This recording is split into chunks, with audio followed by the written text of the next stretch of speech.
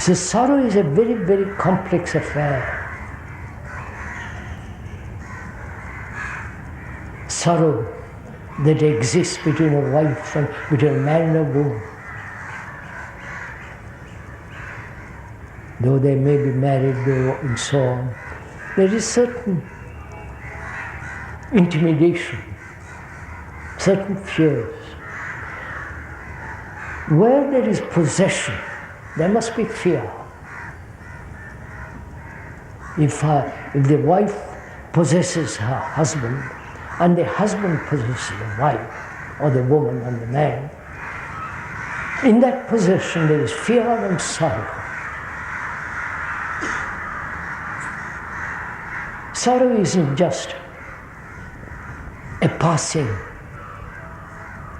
intermittent shadow on life, but is there always, all of us.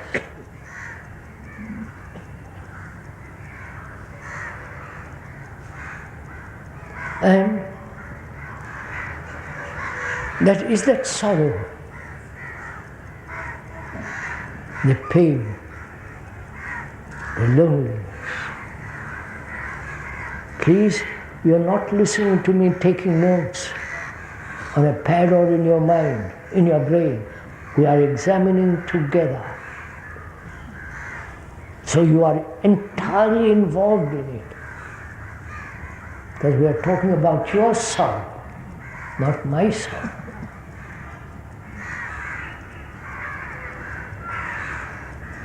And this burden,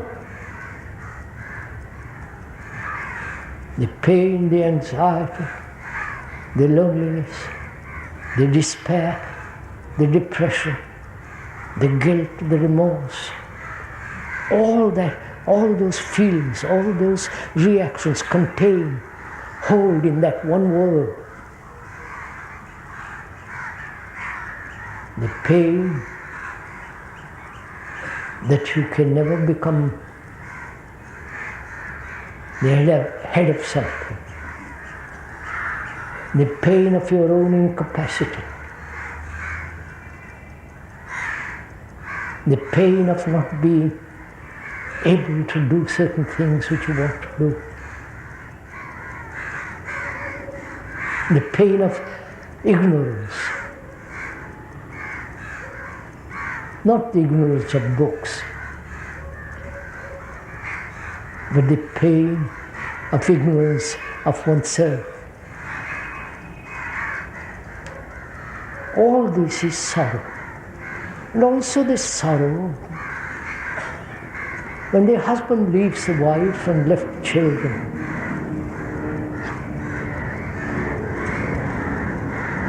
The sorrow of divorce.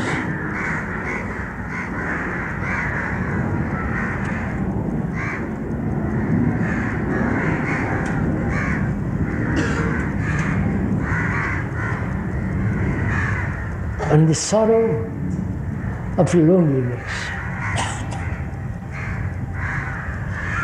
Do you know loneliness? Or is that strange reaction? We all know what loneliness is. You may be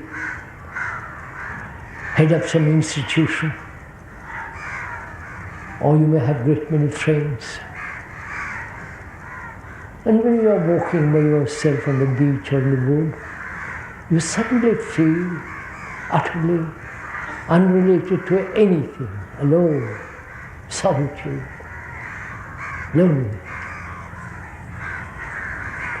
All this is contained in that word sorrow. The pain, the grief, the tears, and the laughter too.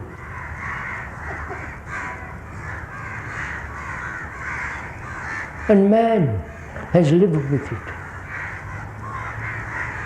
is conditioned by it. And after these 50,000 years since man has come into being. Man, which means woman too, man has carried this burden. He may go to temples, he may try to escape from it, pray, worship, but that sorrow is always there. My son dies.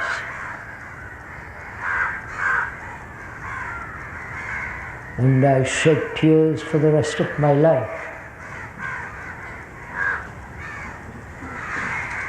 The wife who has left me, or the husband whom I loved, if love, you know what love means. And that is enormous pain. So we're asking, not casually, not merely verbally, but we're asking that question out of our heart.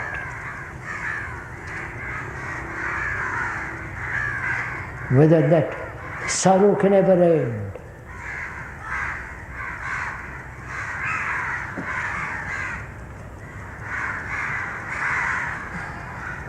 It can end completely.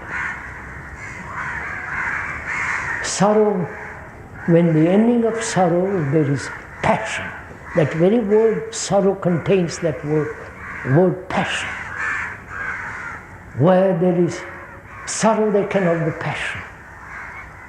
Where there is sorrow, there cannot be love. Where there is sorrow, there is cunning evasion, escape. With the ending of sorrow, there is passion. And that passion is love. Where there is suffering, you cannot love another. You may pity another. That sorrow is self-pity, self-concern.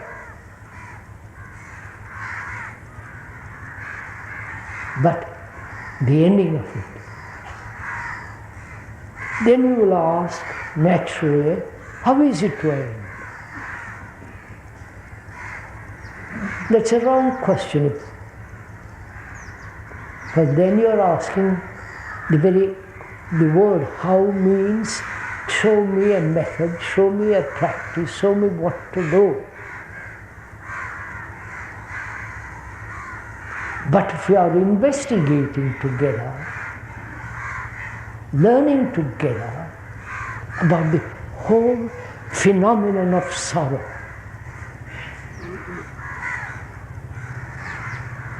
not escaping, not trying to find comfort. When that thing happens, sorrow of friend whom you have been very friendly with dies with cancer.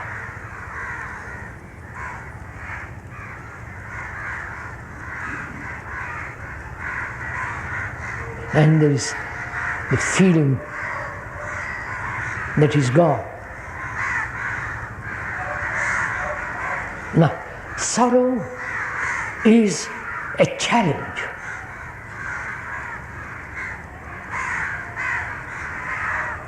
And it is a shock, both biologically and psychologically. My son is gone. It's a shock.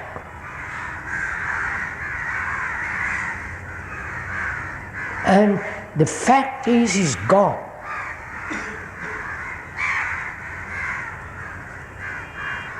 And to hold that sorrow in your hands as you would hold a beautiful flower, so that the whole depth and significance and the strength and the beauty of that, by holding it, not escaping from it. then you will see out of that, holding in your hand as it were the whole movement, the reaction, then you will see that sorrow becomes something totally different. And then there is love. Then there is compassion. And love and compassion have their own intelligence. Not the intelligence of cunning thought. Not the intelligence of human beings who can put machinery together to go to the moon. But intelligence is something entirely different. It's outside of the brain, because love is not in the brain. Love is not thought.